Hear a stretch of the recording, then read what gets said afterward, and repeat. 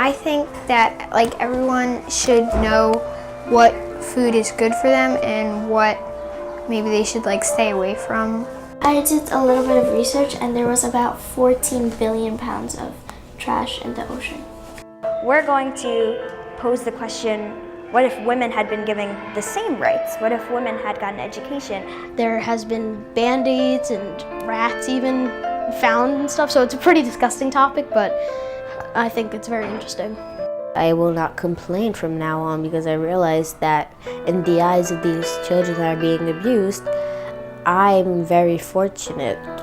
There's a lot going on in the world, and a lot of it is around the struggles that women go through, and I'm interested in the topic of how we can help. People are littering the water and a lot of animals die, and that's not good. I don't understand why there's so many video games with so many guns in them for kids. People are losing their lives, losing their families. Kind of a documentary.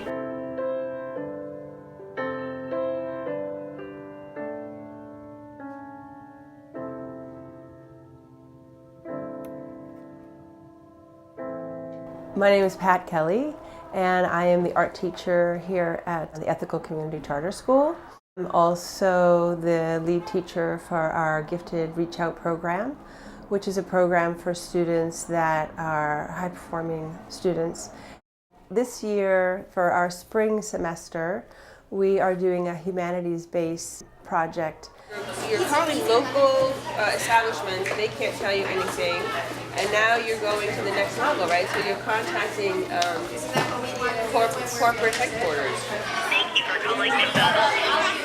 And in that project, we have students selecting an ethical dilemma that they see in the world, and their expression of the dilemma comes out in a form of humanity. So studying the human experience and recording the human experience and expressing what they see to be something that's problematic in society and to come up with a solution to affect a change for it. What does it mean to be an artist? I like it. We meet once a week. They do extra work outside of our class time, and at the end of our session they will present their project and the solution that they came up with.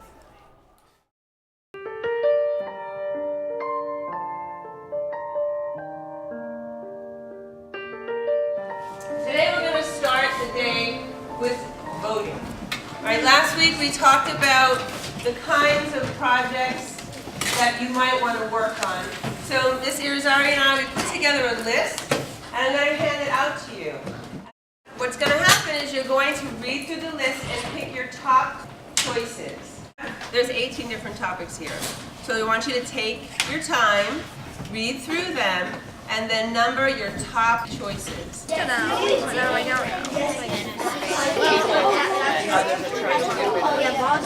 Search is my second one, child neglect and abuse. Guys, all agree in gender equality, right? I agree, yes. And all agree in gender equality. So let's write about the on the back and about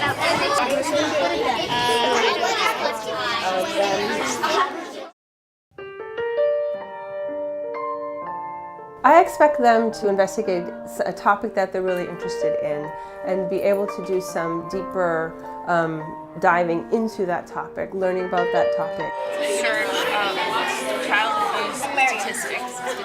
To explore different ways of learning and expressing themselves, to utilizing things they already know and putting them into an art form, to work in a group structure, to be able to come together and figure out a solution for something that they feel like is a problem, to empower them, to help them understand that they can, in fact, make a change in the world, and this is their world that they live in. So they have the opportunity to see what they can do, to put their powers into effect, into doing something. There's 215,464 children displaced in Ukraine.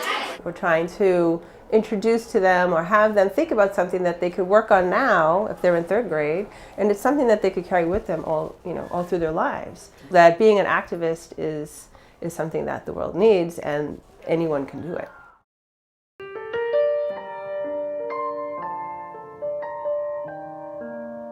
My name is Herschel Dabole.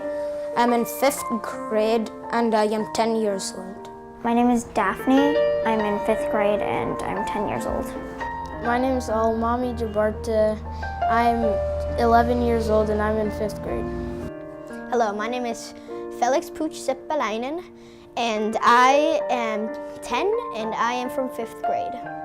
My name is Luca Seaman. I am 9 years old and I'm in 5th grade. A lot of people in the world have been affected by this, and mostly women, because people don't really care about women, and women get paid less, and that affects me because my mom, this affects her too, and I want her to have equal rights to men. Well, I feel like women are getting paid less than men in jobs, and they could even be doing the same amount of work or even more. And I think it's really unfair because women haven't done anything wrong, and it doesn't really make sense to me.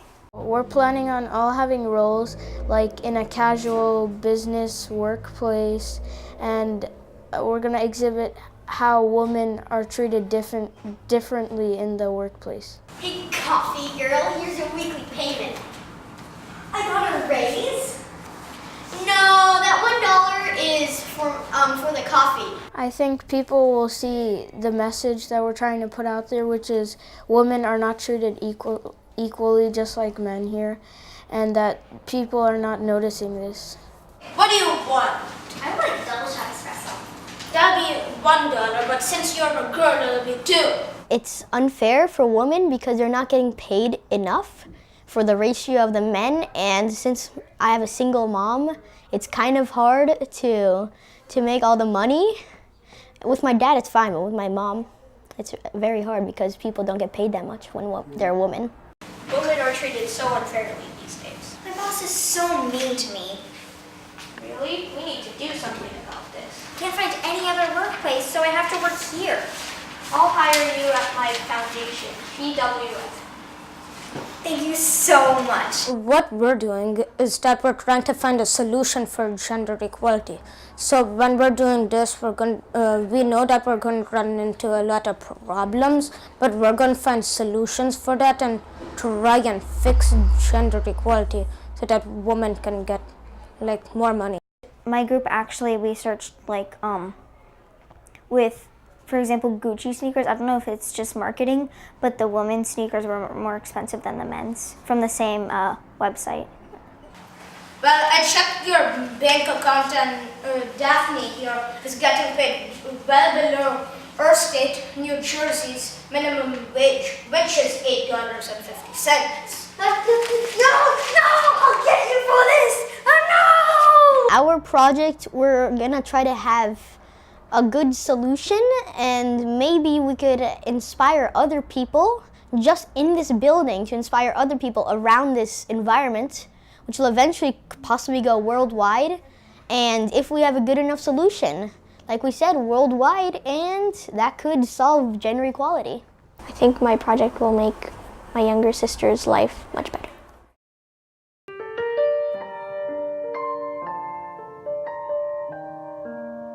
My name's Leo McCartan. I'm 12 years old and I'm in the 6th grade. Hi, my name is Kate and I'm in 6th grade and I'm 12 years old. My name is Otto Dierig.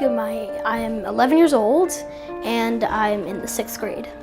My name is Elisa Medill. I'm 11 and I'm in 6th grade. My name is Milo Chahafi. I'm 10 years old now.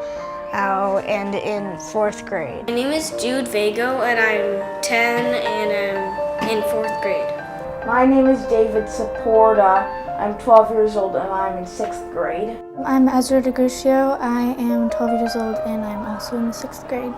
My name is Tala Isa, and I am 11 years old, and I am in 6th grade. There's so many disgusting things found in food these days that, like products that are processed and things like that, and I think it's really important to pay attention to what you're eating. Well, like I looked around my house and I had different foods, and then I researched them, and then I figured out like some types of chemicals can do certain things to you, and they're all bad for you. I think that like everyone should have access and should know what food is good for them and what maybe they should like stay away from. Another person in our group, his name is Otto. He's writing a script for like a one-act play. It's really just sugar and processing. It doesn't matter. A lot of people will always come back due to financial reasons, or they just really like the taste. What about the Shack of Shakes? Lisa, Shack of Shakes is amazing. It is God. Or God is not discriminating. It is the best food there has ever been, or will ever be. My participation in this project will actually change my life because I love cheeseburgers, my favorite food ever. And of doing a play about food quality. It's Friday night and we've decided where we're going to go for dinner. Let's go to this place that's on TV. It's called McDonald's. It's great burgers. But they have pink slime. Pink slime is very unhealthy. It's been linked to severe medical problems. You don't want that, right? Pink slime is a chemical product and it can easily make you sick. And then we're also gonna probably have a presentation to go along with it. We were looking at pictures online, and there's all this disgusting stuff that they found in like fast food chains and just like loaves of bread and like things that people eat like every day. Now I am becoming more aware of the fact that many of the cheaper quality and cheaper fast food restaurants, especially ones in America, have been using very crude items inside their meals, which is rather nauseating and based on my opinion. Well, I think people should know if the food that they're eating is safe to eat. The actual food at restaurants, such as Shack of Shakes, is the same meat that's used at McDonald's and Burger King. I think it's the same situation as me. They didn't focus on this as much as they usually did, so I think they will probably be more aware of this, and all the people I present the projects to, although they'll see other projects, I think they'll be more aware of next time they go to McDonald's, they'll be more also, like I said, skeptical or critical of the food there.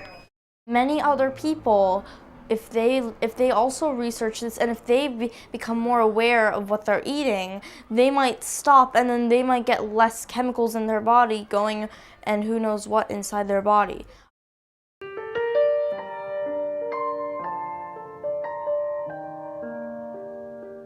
My name is Yazari Natera. I am 10 years old and in 4th grade.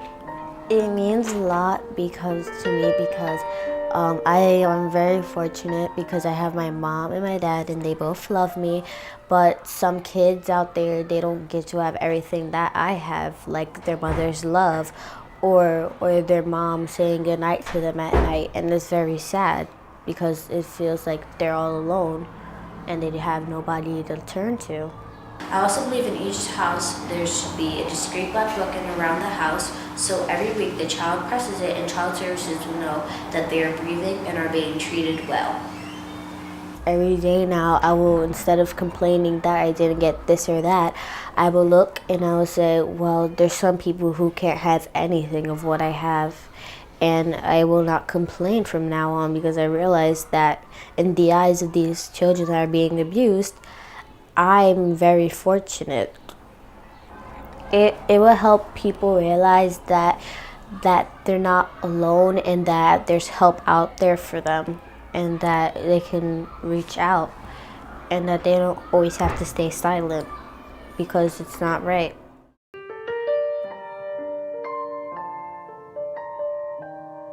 My name is Mia Woodard and I'm in 4th grade. I am Lucia Kinney. I am 10 years old and I am in 4th grade.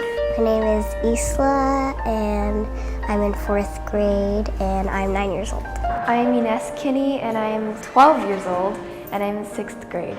I'm Ria, and I'm in 4th grade, and I'm 7 years old. In our school, in Tex, we use 72,000 of the styrofoam trays a year. And because a lot of people, like most of the school gets school lunch, and like everyone gets it every day, including like breakfast. Most kids get that in the morning too. And then like 400 a day, that's really bad. It's a play about trying to save animals from water pollution and trying to reduce the garbage in the ocean. And in conclusion, we think that water pollution is a serious problem and we can help put a stop to it. And this is what happens when we pollute oceans. People love dolphins and whales and seals, and all those animals could die because water pollution is affecting the fish that they eat. Every hour, approximately 1.6 million tons of waste enters our ocean. Poor fish. We have to do something about this. You're right. My mom is part of the community council. Maybe she'll let us explain the problem at a community meeting. And then the earth will be a cleaner place, so it's helping everybody, not just the animals, it's helping us. Thank you, girls, for that wonderful presentation. I will definitely come. Wow, girls, that was great. So if we stop the pollution, it's gonna be good for everybody, because once you stop throwing away garbage and if you recycle more, it's gonna be way better. It's going to help because people will be aware of what's happening, and they might even contribute to helping to fix it, because we're going to be giving ways that our characters in our play are going to fix it so that people could also try to do that.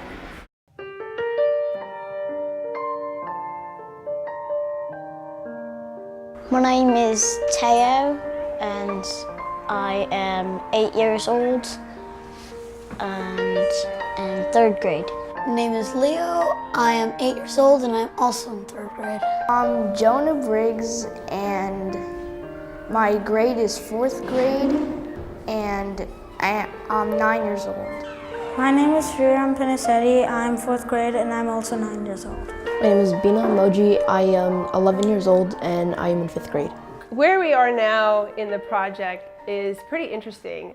2 of the meetings that I had this morning, I really saw sort of the lights go off in these kids' eyes, right? So this one group, they were focused on gun violence in school. Sandy Hook Elementary was home to one of the biggest mass shootings in American history.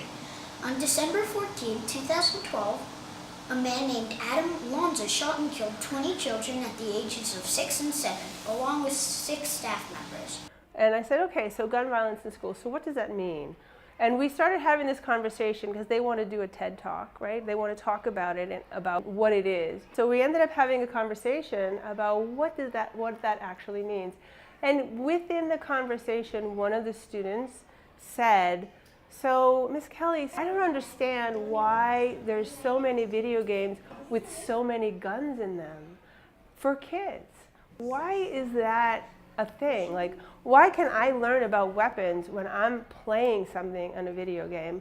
And I said, so how do you think that affects you, and how do you think that affects violence in schools?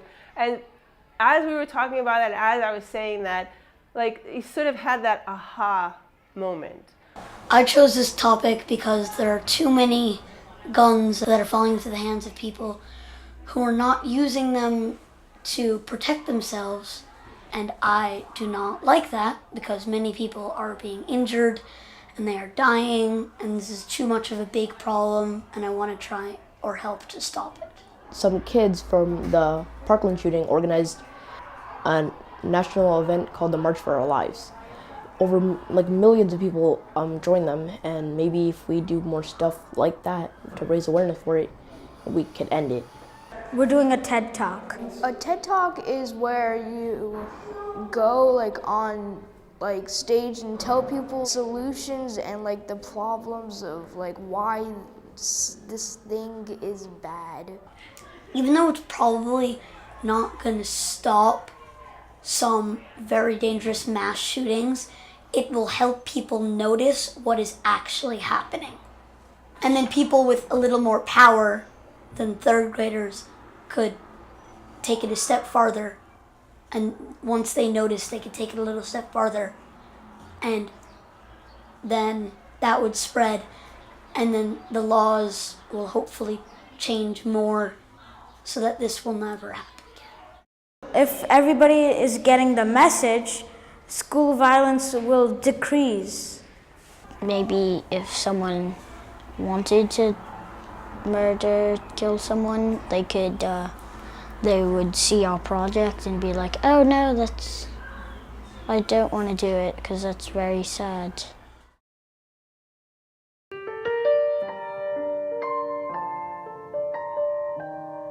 I'm Penelope Burt. I am 12 years old and in 7th grade.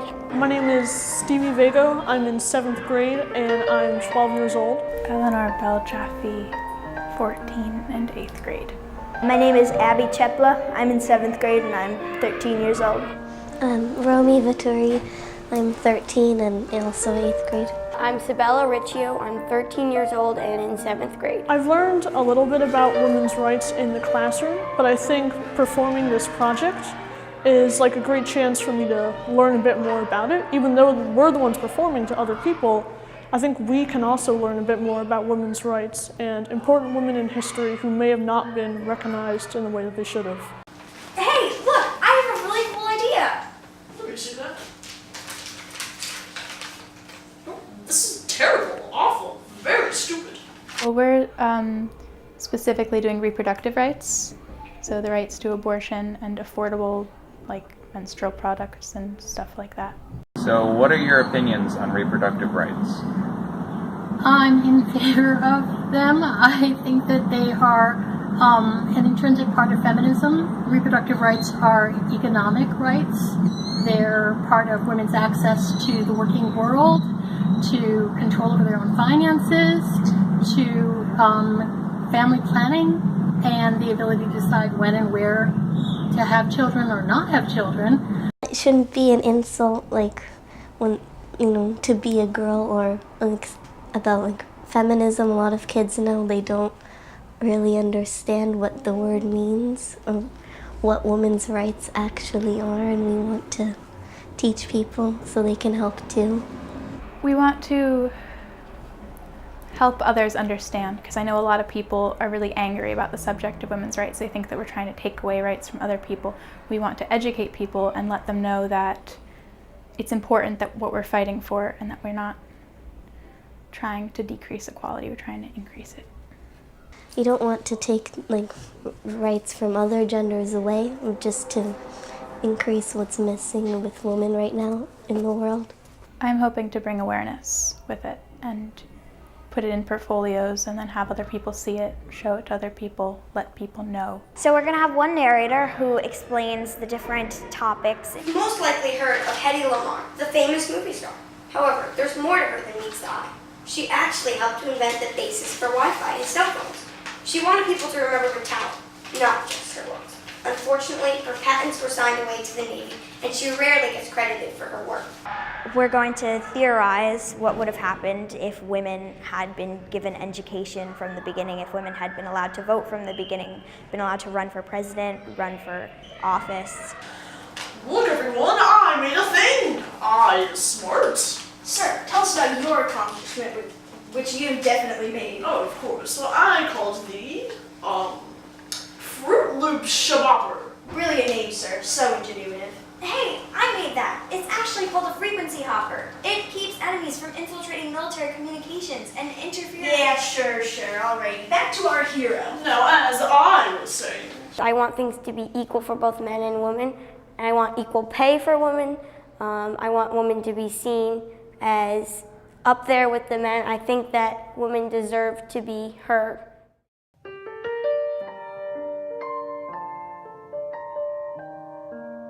I'm Carolina. I'm 9 years old and I'm 3rd grade. My name is Abraham Lynn and I am 11 and I'm in 5th grade. My name's Ava. I'm in 3rd grade and I'm 8. My name is Maxwell Tallarico. I am 10 years old and I'm in 4th grade. I'm Kiara and I just turned 9 today and I'm in 3rd grade. I am Alex Ackman. I am 10 years old and I am in 5th grade. I'm Ellen. I'm in 3rd grade Miss Brower's class, and I am also 8. I'm Amrita Srinivasan. I am 11 years old, and I'm in the 5th grade. We made this list of all the war-torn countries we learned about. So we researched all those, and we're probably going to do like Somalia, Syria, and Ukraine. So we're all going to pretend to be somebody from that country. And Kiara's going to be the narrator. And we're going to make this story about how we all meet up and we try to solve the conflicts all around the world. Yeah, so most of the children in war-torn countries go to a shelter, and the idea is to see like how they like survive and how their struggles can really affect how they survive. I am tired from the long boat journey. I lost my family on the way. Someone brought me here. Where am I? A shelter. Thought so. Well, if it helps, I can tell you what happened to me. I got here 2 weeks ago. On the internet, I saw this kid. His face was covered with dirt on one side, and his face was peeled off on the other side with blood. And the thing I don't understand is it's not their fault, but they're suffering it. Hello, welcome to our presentation about children affected by the Syrian Civil War. You may have heard about the Syrian Civil War, but you don't know what's really happening. There are more than 2 sides. It's all because of one man named Bashar al-Assad. He's the current president/dictator of Syria. When he got elected in 2000, Syria was in a huge drought, both water-wise and financially. It was a huge problem. So Kiara's going to be the mom, and she's going to tell a story about when she was a little girl and when she And was how she helping met her. 3 kids that had just fled from war-torn countries, and she was giving food to them, and their friendship and how they helped other people. One more story, please. Fine, that's it, okay? It was a long time ago. We're helping other kids that have been severely attacked by other countries. Like, we're taking everything for granted even though they need more than us. So far, more than 500 people have been killed by bombs alone. Children are also getting leave to survive. More than 9% of Syrian children have died to barrel bombs. We're trying to get to the place where we actually can get some people to donate something or at least sell something that could help children in war-torn countries and really help them. It means a lot because like my mom works for this program, and they like sell toys and they like give food to refugees, and it's sad hearing their stories, like how they traveled and they might have lost a family member or something sad could have happened to them. And I think researching this topic might help them, and that would be important. My aunt works for UNICEF, so I've got a lot of information from them. It's a sad topic to me because it talks about many children getting killed even though they're not doing anything wrong. They're losing their lives. If we don't help, it's gonna get worse. And we take everything for granted. I take my Xbox, even if I lose a game and I can only play on the weekend. I cry about it. But at the meantime, people are losing their lives, losing their families, they're losing their homes, they're losing their life, they're losing themselves.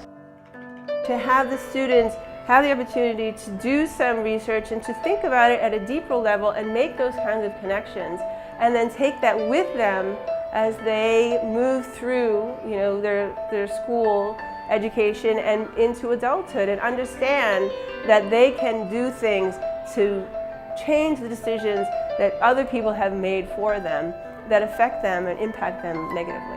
What I'm seeing through this process is how children are making connections between what's happening out in the real world and how it affects them, and how they can actually do something to try and change those decisions that are affecting them or impacting them in a negative way.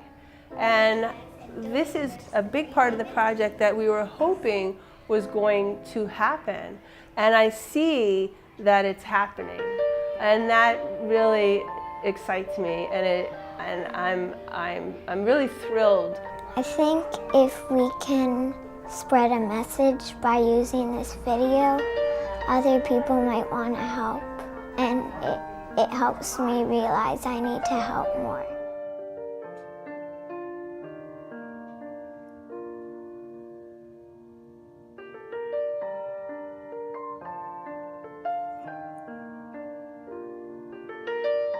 You know, before you start filming, something I've noticed from a lot of movies is that they have the credits, and then sometimes after them comes those little fun animations while they're posting the credits. Maybe we could do that. Sure.